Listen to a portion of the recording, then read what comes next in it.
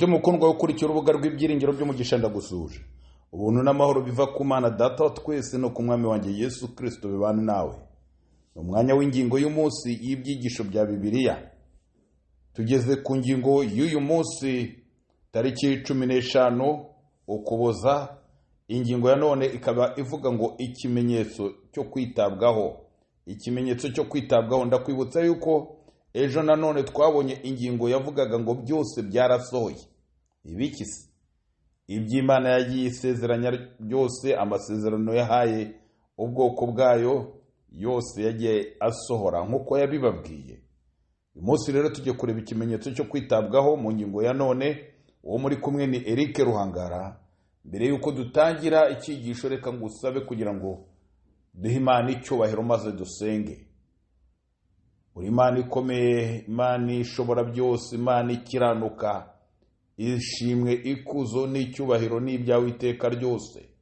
Bana bawe turagushimye cyane kuko turi amahoro, tugushimiye uburinzi bwawe, tugushimiye ineza yawe, tugushimiye imigisha n'ibindi byose uhora dukorera.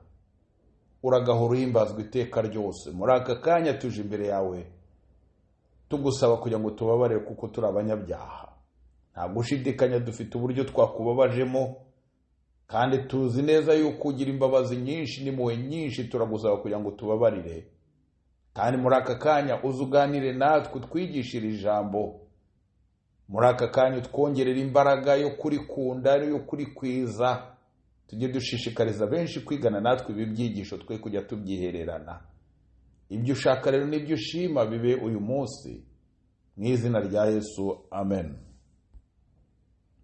Ndakumenyesha yuko urubuga rwacu ari ibyiringiro by'umugisha. Turi mu mwanya w'ingingo y'umunsi y'ibyigisho bya Bibiliya. Ingingo ya none ikabivuga ngo ikimenyetso cyo kwitabwaho. Umwanzuro ushimishije uwo mugabane wose, Yosuwa igice cya 21 murongo wa 43 kugeza 45.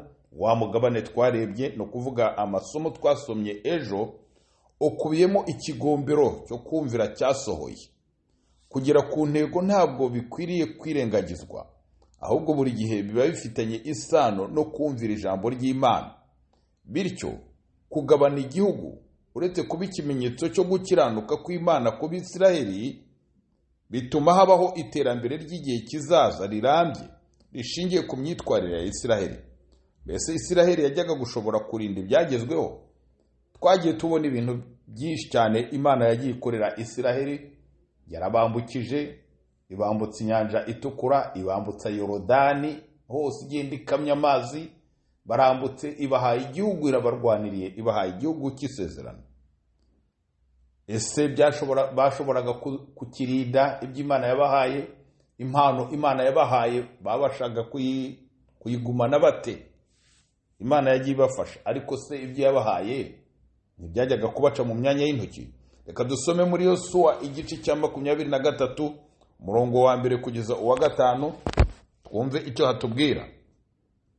Turaza kureba ngo ni izihe ngingo z'ingenzi zibandwaho mu buryo Yosuwa yatangiye. Ahangaha hashize iminsi myinshi Uwiteka amaze kuruhura Abisiraheli mu ntambara z'abisha babo bose bari babakikije, kandi Yosuwa yari ashaje ageze mu zabukuru. Ahamagaza Abisiraheli bose n'abatware babo n'abakuru babo n'abacamanza babo n'abatware b'ingabo, arababwira ati, ubu dore ndashaje, ngeze mu zabukuru. Namwe mwabonye ibyo Uwiteka yagiriye ayo mahanga yose ku bwanyu, kuko Uwiteka Imana yanyu ari we wabarwaniye. None dore ayo mahanga asigaye muri iki gihugu, hamwe n'amahanga yose narimbuye narayabahesheje. None dore ayo mahanga asigaye muri iki gihugu, hamwe n'amahanga yose narimbuye nayabahesheje ubufindo, ngo abe gakondo y'imiryango yanyu, uhereye kuri Yorodani ukageza ku nyanja nini y'Iburengerazuba. Kandi Uwiteka Imana yanyu izabakinagiza imbere yanyu, izabirukana buheriheri, muhereko muhindure igihugu cyabo, uko Uwiteka Imana yanyu yababwiye. Ahangaha Yosuwa arashaje, aravuga ngo hashize iminsi myinshi. Ese ni iminsi myinshi ihereye ryari? ahangaha ni Yosuwa yari amaze gusaza, yarageze mu zabukuru, ndetse bivugwa ko iki gihe Yosuwa yari afite imyaka 85 ubwo Abisiraheli binjiraga mu gihugu cy'i Kanani, ubwo bafataga kiriya gihugu binjiyemo. Yari afite imyaka 83, cyagiye batsinda Yeriko ikitura hasi gasenyuka.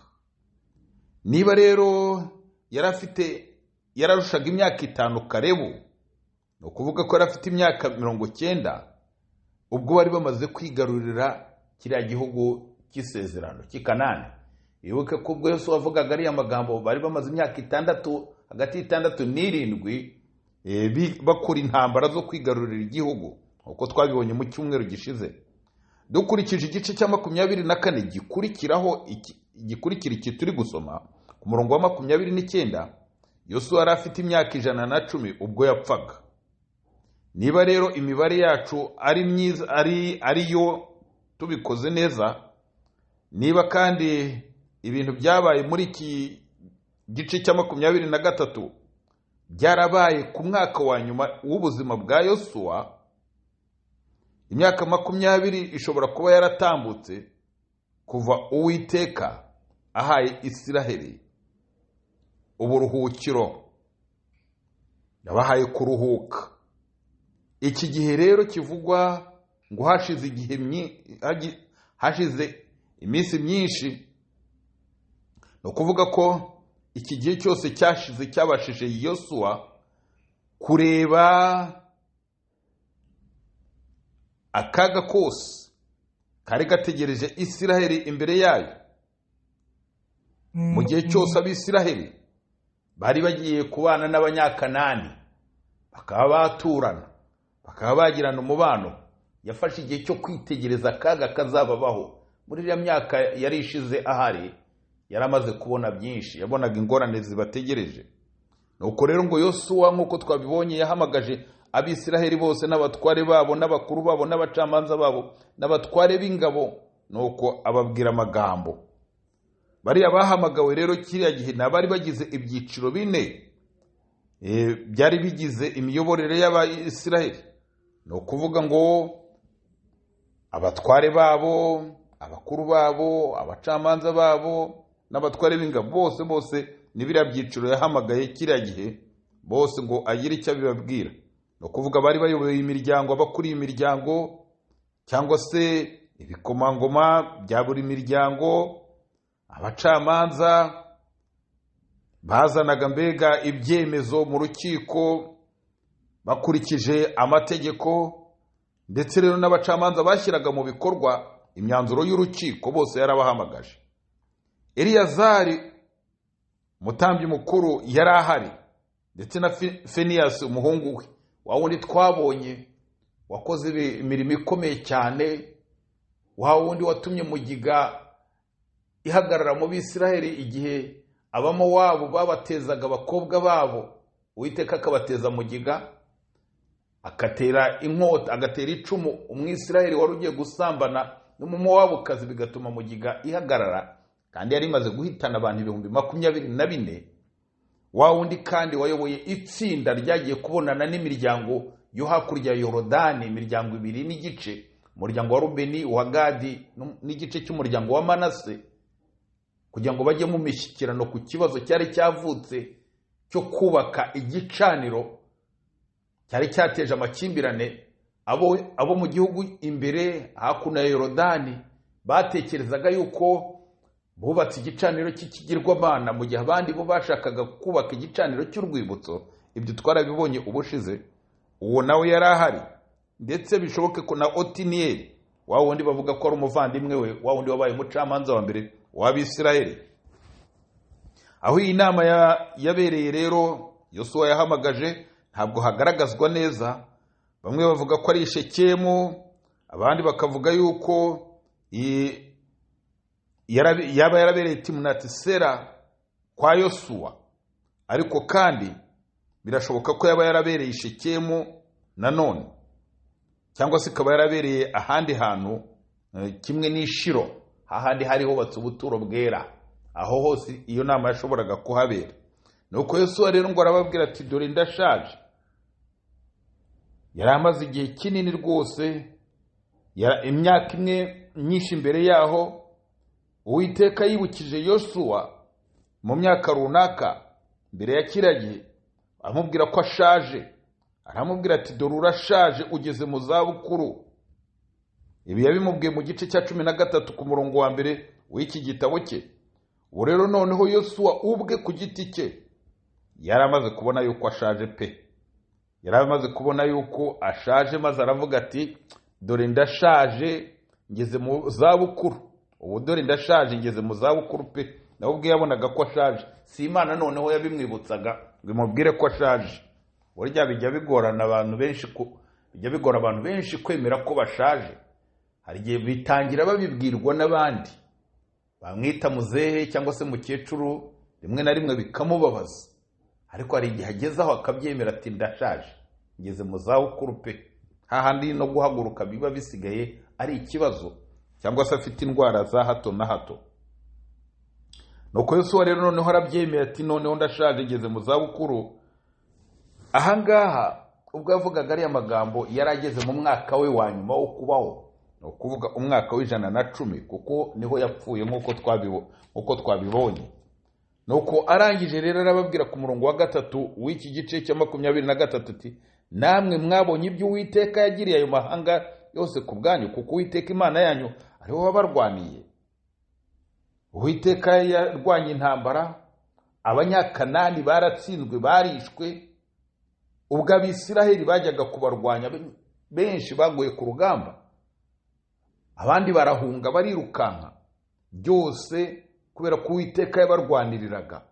Yari yarabatanze imbere yabo, ntabwo bari bagifite ubwirinzi, ntibashoboraga guhangana nabo. Nuko Yosuwa arababwira ati none rero dore ayo mahanga asigaye muri iki gihugu, hamwe n'amahanga yose narimbuye, nayabahesheje ubufindo ngo abe gakondo y'imiryango yanyu, uhereye kuri Yorodani ukageza ku nyanja nini y'Iburengerazuba. Ni ukuvuga ngo Uwiteka yabahaye ubutaka bunini, yabubahaye kugira ngo babere gakondo. Uwiteka yahaye Isiraheli kiriya gihugu cyose kugira ngo igiture kibi cyayo cy'umutungo wayo, mbega kibe gakondo yayo. Ndetse baha n'icyizere, Uwiteka baha icyizere yuko azakomeza kugenda imbere yabo, ndetse ngo yirukane n'andi mahanga asigaye igihe cyose bazaba bafite ubushobozi bwo gutura muri ubwo butaka. Ni ukuvuga ngo Uwiteka ntabwo yahise yirukana nk'uko twabibonye ejo. Ntiyirukanye abanyakanani bose ngo ahita bamaramo icyarimwe. Ntabwo Abisiraheli bahise babarwanya ngo babatsinde bose babirukane umwanya umwe. Bagendaga babirukana gahoro gahoro. Uwiteka rero yabijeje ko azakomeza kubarwanirira no kwirukana abasigaye igihe cyose bazaba bamaze kugira umubare uhagije wo kujya kuhatura, cyangwa se igihe bazaba bafite n'ubushobozi bwo gutura aho hantu, aho kugira ngo birukane y'abantu bari bahatuye, nibarangiza ntibagire icyo bahakoresha, hayiturirwe inyamaswa zize zihature, ndetse hahinduka ibihuru. Ati kugeza igihe cyose rero muzaba mufite ubushobozi bwo kuhatura, kugeza ku nyanja nini. Inyanja nini yavugaga ni hehe se? Atuhereye kuri Yorodani ukageza ku nyanja nini y'Iburengerazuba. Yorodani niwo wari umupaka w'Iburasirazuba. Inyanja nini y'Iburengerazuba yavugwaga hariya, ni ukuvuga ngo ni ku nyanja ya Mediterane. Iyo Bibiliya ivuze inyanja nini, ibivuze inyanja ya Mediterane. Niwo wari umupaka wa Isiraheli mu Burengerazuba. Mbega ni nk'uko wavuga ko tuvuge ko u Rwanda ari igihugu cy'isezerano. Iburasirazuba uruzi rw'Akagera turwite Yorodani. Kandi ni nako Abisiraheli binjiye, twagiye tubibona. Binjiriye Iburasirazuba, ntabwo binjiriye Iburengerazuba. Barazengurutse baca mu majyepfo. Nkuko nakubwiye, niba warakurikiye ibi byigisho kenshi, Abisiraheli bava mu Egiputa, no kuvuga baje baturuka mu majyepfo y'Iburasirazuba. Tuvuge ko baje baturuka nk'Ibukavu muri Kongo, aho kugira ngo binjirire Rusizi binjira mu gihugu cy'isezerano, bajya kuzenguruka hepfo baca i Burundi, barajya kuzenguruka binjira muri Tanzania. Tuvuge ko mu Burundi ari mu butayu, aho bagiye banyura baragenda bajya kwambuka Yorodani Akagera bacutse muri Tanzania, babona kugaruka mu gihugu cy'isezerano. Birukana amoko yari ahatuye hari hakurya ya Yorodani y'Abamori, barangije bafata binjira mu burasirazuba. Ubwo no kuvuga binjiye mu gihugu cy'isezerano. Nuko byagenze. Noneho tuvuge ngo inyanja nini yenda y'Iburengerazuba, tuvuge ko ari Ikivu, ariko simvuga ko ariko bimeze. Ndimo ndagerageza kubishushanya kugira ngo wumve ukuntu urugendo rwabo rwari rumeze. Iyo niyo yari imipaka rero y'igihugu cy'isezerano. Kandi Uwiteka Imana yanyu izabakinagiza imbere yanyu. Yabijeje ko Imana izakomeza kubirukana imbere yabo. Yoshua ahangaha yakoresheje amagambo amwe yo gukinagiza, nkaboneka mu Gutegeka kwa kabiri igice cya 6 umurongo wa 19 ndetse no mu gice cya 9 umurongo wa 4. Aya magambo mu by'ukuri agenda yakoreshejwe inshuro 11 zose mu isezerano rya kera gusa niho yakoreshejwe. Aya magambo rero arerekana yuko Yoshua yari arimo asubiramo ibyo Uwiteka yabwiye Mose mu gitabo cyo Gutegeka kwa kabiri. Nawe rero akomeza kuyakoresha no mu gitabo cye. Ahangaha ubwo yari arimo avuga ibyo Uwiteka azabakorera, yabijeje rero ko azabakinagiza. Nshuti wo muri muri aka kanya, ntabwo Imana ijya ikora ibintu bituzuye, ntabwo Imana ijya ikora ibintu igice, ntabwo Imana ijya itanga umugisha w'igice. Iyo yatanze umugisha irakomeza ikawusohoza.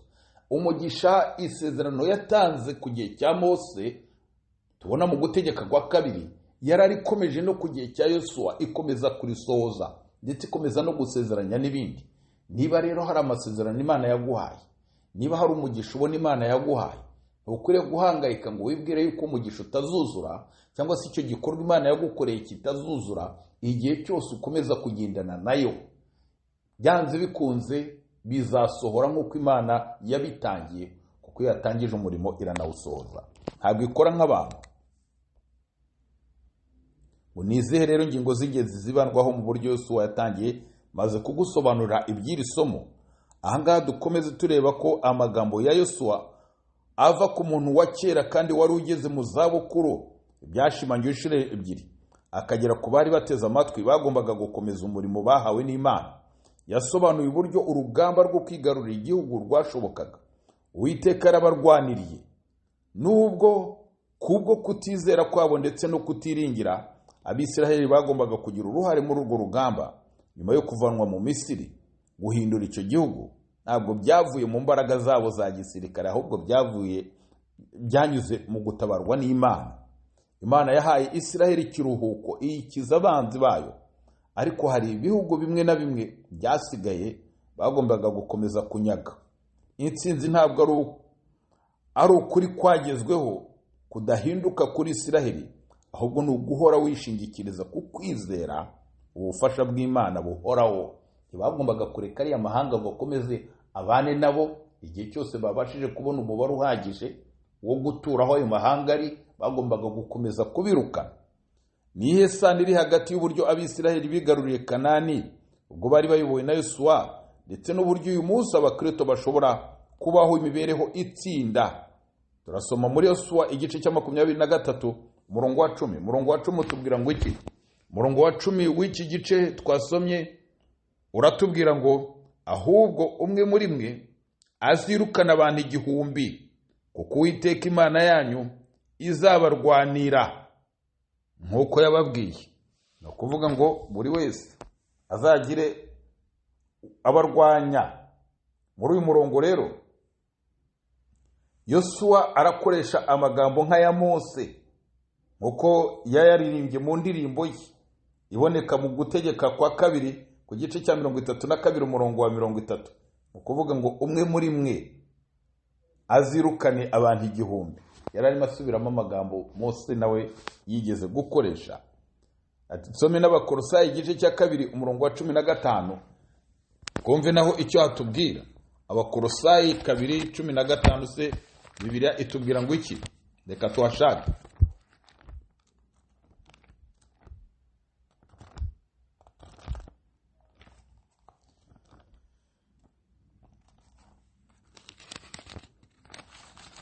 Abakolosayi 2:15 turahageze. Bibiliya iravuga ngo kandi imaze kunyaga abatware n'abafite ubushobozi ibahemura ku mugaragaro, ibivuga hejuru kubw'umusaraba.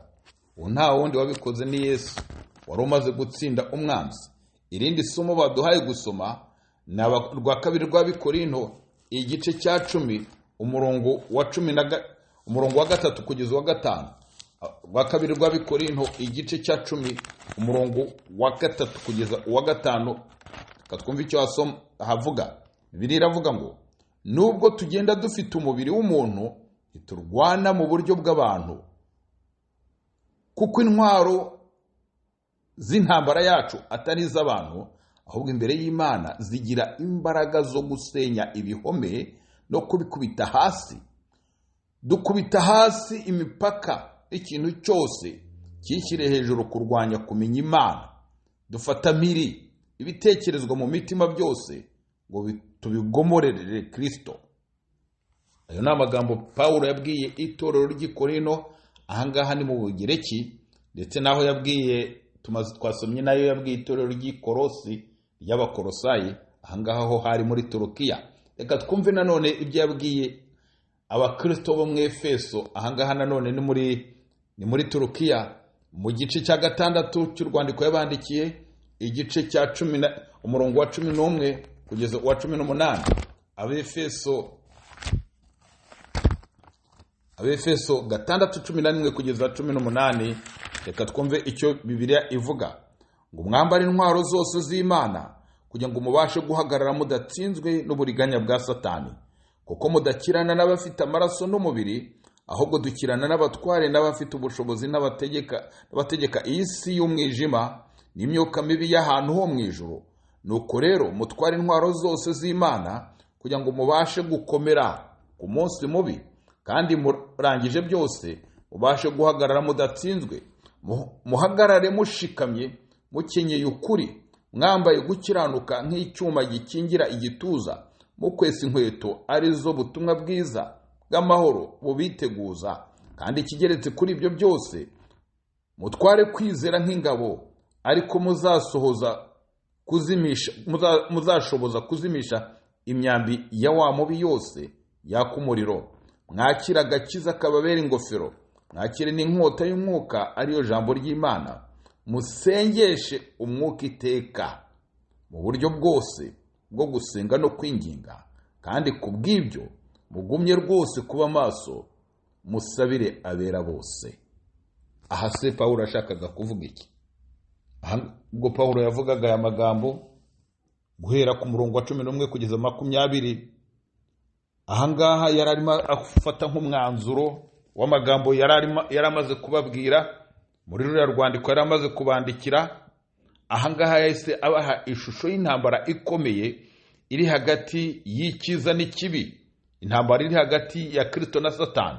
Pawulo rero yashushanyije itorero nk'umusirikare cyangwa se nk'ingabo zifite ibikoresho byose, ibirwanisho byose.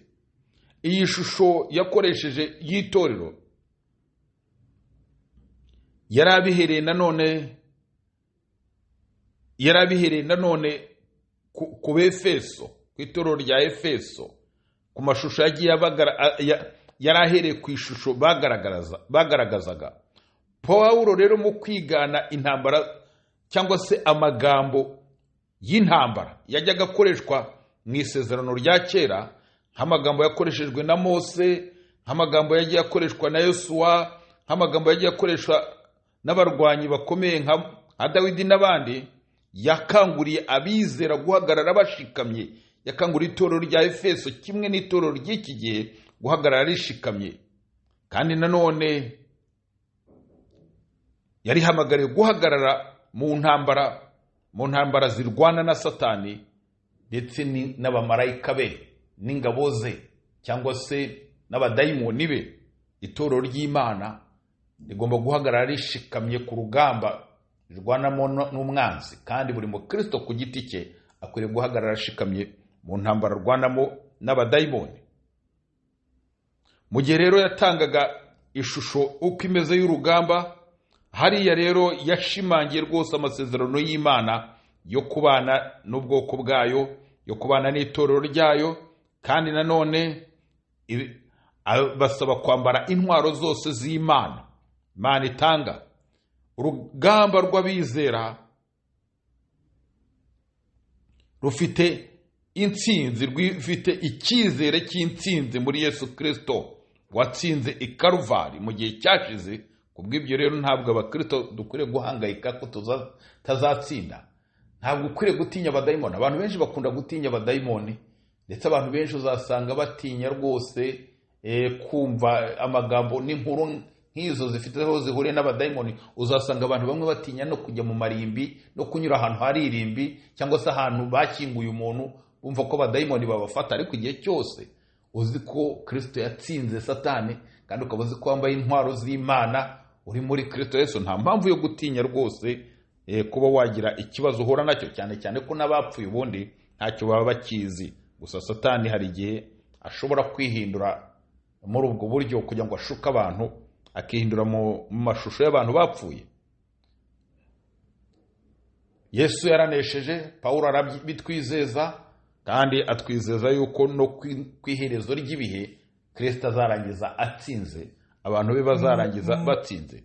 Kubw'ibyo rero nta mpamvu yo gutinya Satani, abadayimoni n'imbaraga zidasanzwe zose n'ububasha budasanzwe bwose ashobora gukoresha, yaba za nyabingi, yaba amagini, yaba ibitega, yaba ibindi byose. Ntabwo bikwiriye kugutera ubwoba igihe cyose uzi kuri muri Kristo Yesu, kuko ufite imbaraga zo kubyirukana rwose. Pawulo rero yerekanye yuko intwaro z'Imana zose dukwiriye kwambara, arazisobanura abantu bose bakwiriye kwambara, abakristo bakwiriye kwambara. Hariya ku murongo wa 17 ati mwakira agakiza kababera ingofero, ni ingofero ya gisirikare ya kaske. Mwakire n'inkota z'umwuka, ariryo jambo ry'Imana. Arangije ati musengeshe umwuka iteka mu buryo bwose. Igihe wakiriye agakiza kakaba kagutwikiriye nk'ingofero y'icyuma abarwanyi ba kera bambaraga, kugira ngo amaco imyanda itabasha kuba bakomeretsa mu mutwe cyangwa se inkota. Kandi mwakire ati mwakira agakiza kababera ingofero, mwakire n'inkota y'umwuka, n'ikirwanisha akaba ari ijambo ry'Imana. Ukaba ufite ijambo ry'Imana, ukaba usoma Bibiliya, ukaba wiga Bibiliya. Nta mpamvu yo gutinya rwose urwo rugamba. Kandi ikindi ngo musengeshe umwuka iteka buryo bwose, ugusenga kwinginga. Icyo gihe none wisenga uba uri ku rugamba. Ntabwo ahangaha dusabwa kujya kurwana mu buryo bw'umubiri, ahubwo no kurwanisha amavi, no kurwanisha amasengesho, no kujya ku mavi. Nicyo Pawulo yashatse kwerekana yuko itorero rigomba guhora riri ku mavi risenga iminsi yose. Mu gihe rero Pawulo avuga yuko itorero riri ku rugamba, ari umutwe wa gisirikare uri ku rugamba, yerekana ko inshingano yaryo ari ukwamamaza ubutumwa. Urugamba rwacu ni ukwamamaza ubutumwa bwiza, ariko kandi nanone mu guhangana tugomba gusenga. Mu gihe cya kera, ku cya Pawulo avuga ko tugomba gusenga, itorero rigomba gusenga, nuko ku gihe cye, ku gihe cy'Abaroma, abasirikare iyo babaga bitegura kujya ku rugamba basengaga ibigirwamana, bafataga igihe cyo kuramya ibigirwamana. Ahangaha rero Pawulo yahereye kuri uwo muco wabagaho icyo gihe, ashishikariza abarwanyi b'abakristo kujya basenga Imana, basabira na bagenzi babo, kandi by'umwihariko kandi buri murwanyi wese akajya yisabira kugira ngo abashe gutsinda urugamba ahanganyemo na Satani cyangwa se n'ibitero byose abasha kumugabaho. Abizera rero ntabwo bagomba kurwana bonyine, ntabwo bagomba kuba abasirikare barwana bonyine, ahubwo abizera cyangwa se abakristo bagomba gufatanya. Bagomba gufatanya, umwe wese agafasha mugenzi we mu gusenga, kandi bagafatanya no mu bikorwa.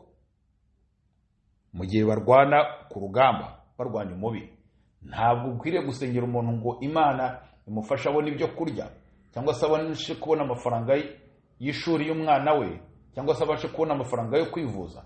Ahubwo ugomba no kugira uruhare muri icyo gikorwa, ukamufasha kubona ayo mafaranga, ukamufasha kubona n'ibyo byo kurya, cyangwa se n'ayo mafaranga yo kwivuza. Ibyo byose niko abizera bagomba kurwanana, bagomba gufatanya mu rugamba. Nicyo Pawulo yashakaga kutwumvisha ahangaha. Ntabwo umuntu akwiriye kuba nyamwigendaho, kandi umuntu ntagomba kwireba wenyine. Nidufatanya intambara tuzayitsinda. Nahangaha rero dusoreje ingingo y'uyu munsi yavugaga ngo ikimenyetso cyo kwitabwaho. Nahejo rero wari kumwe na Eric Ruhangara. Reka dusoze nanone dusenga. Uwera Mana y'ukuri, Imana ishobora byose, turagushimiye cyane ku bw'ingingo waduhaye uyu munsi. Tubonye uburyo ubwoko bwawe, itorero rya kera rya Isiraheli, ryahanganye mu ntambara, nubwo zari iz'umubiri ariko zari zifite isomo rikomeye cyane ry'iby'umwuka. Bishushanya rero intambara turwanamo uyu munsi wa none, turwana duhanganye n'umwanzi Satani, intambara z'iby'umwuka.